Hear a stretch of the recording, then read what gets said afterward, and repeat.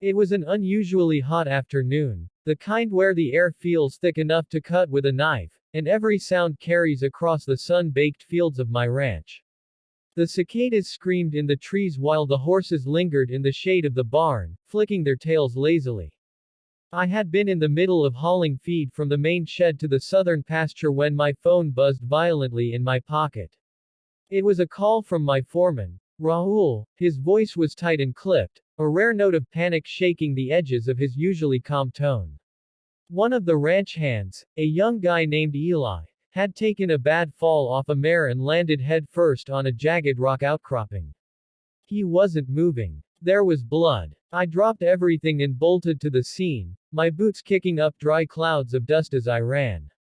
When I arrived, Eli was lying twisted on the ground, unconscious, his head bleeding heavily. Raul had already called 911 and was applying pressure to the wound with a torn piece of his shirt.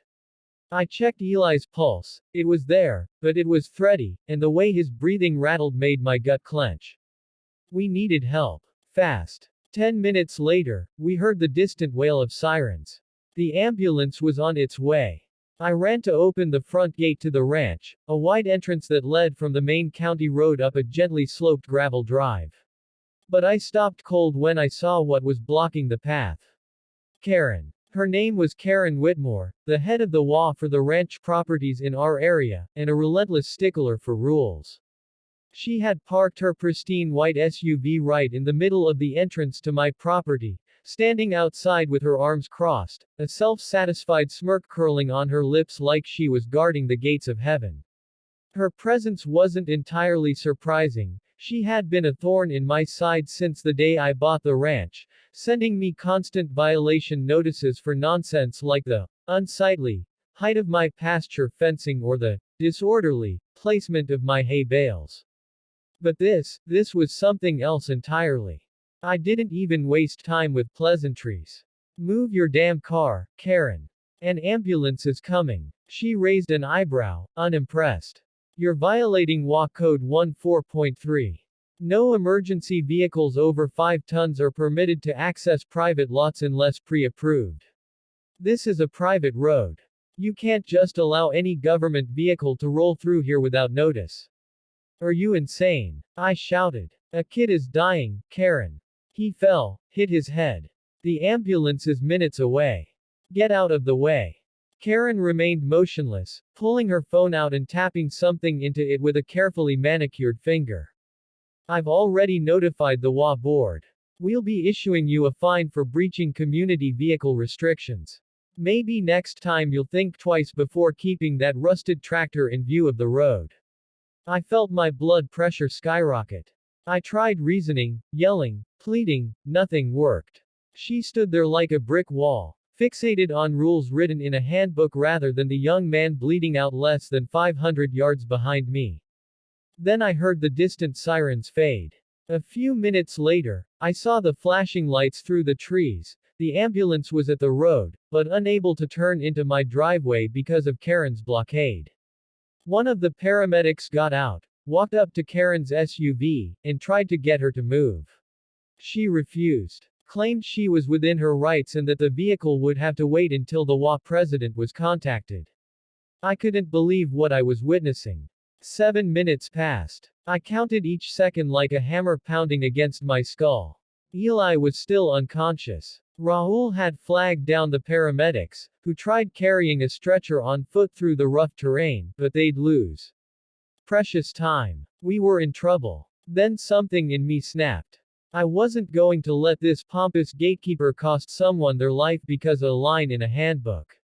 I ran to my truck, nearly tripping over my own boots, and grabbed my emergency sat phone from the glove box. I had installed it for this very reason. We were remote enough that normal cell signals could be spotty, and in an emergency, speed meant survival. I dialed a number I hadn't called in 2 years, a friend of mine from the military, now working search and rescue for a nearby state agency. When he picked up, I didn't waste a second. I told him what had happened. His response was immediate and without hesitation. Give me your coordinates. I'll get you a chopper in 10. I sprinted back to the clearing, where Raul and the paramedics were crouched beside Eli. I gave them the update, and their eyes widened with a mixture of relief and disbelief. You don't just call in a helicopter, especially not out here. But I had the contacts, and now I had no choice. Sure enough, 10 minutes later, the unmistakable thrum of rotors began to echo over the ridge. Dust kicked up in massive gusts as the chopper descended into the field beside the barn. The paramedics raced to transfer Eli onto a backboard, then into the waiting helicopter.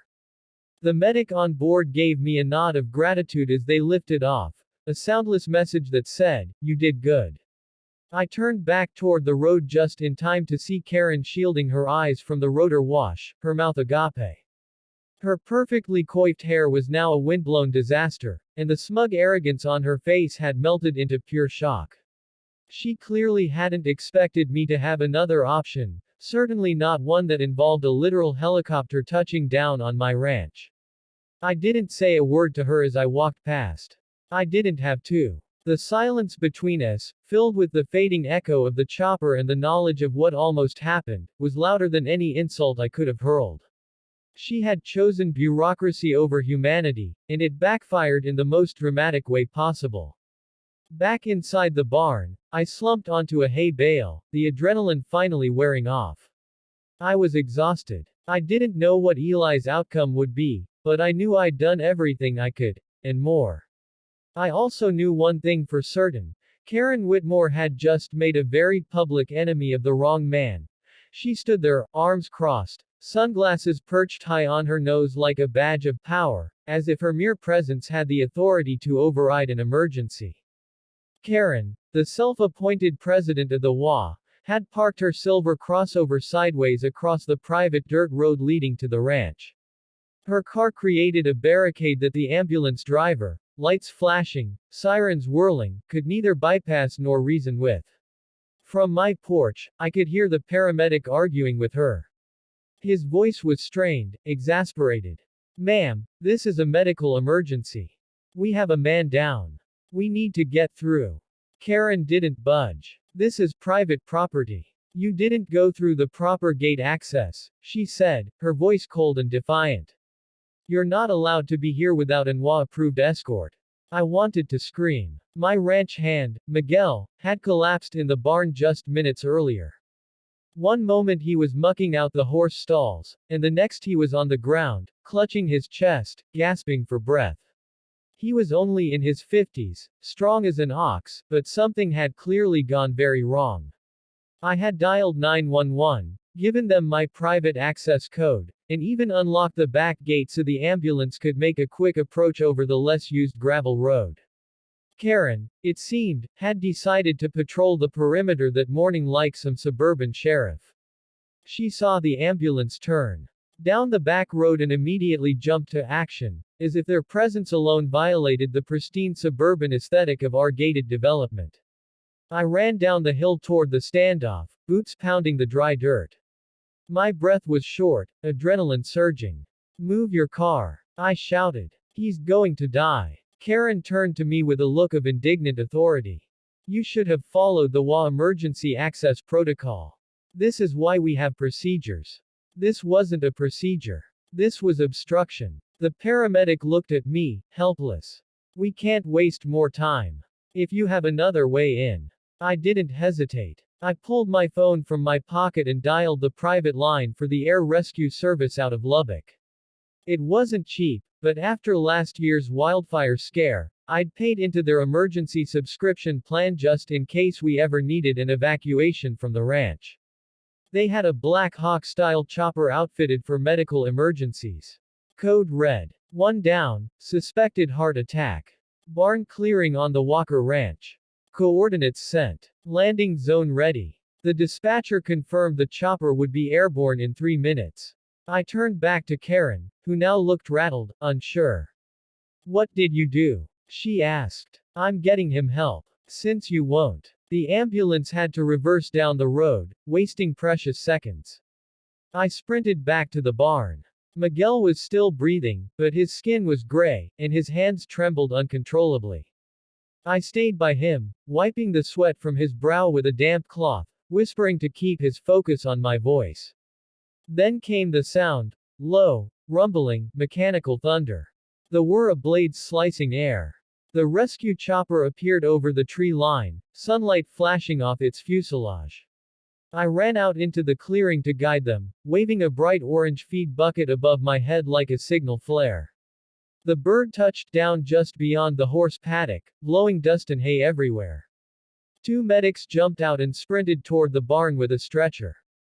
I stepped aside, heart pounding, as they assessed Miguel and got him stabilized. Within minutes, they had him loaded and secured, IVs running, oxygen mask in place. The pilot gave a nod, and they lifted off again, vanishing over the tree line toward the hospital. Karen was still there when I got back up the hill. Her arms were now hanging limply at her sides. For once, she was speechless. "You blocked an ambulance from saving a man's life," I said, not yelling, just quiet, level, like a blade being drawn. "You think your HOA handbook gives you that kind of authority?" She opened her mouth, but nothing came out.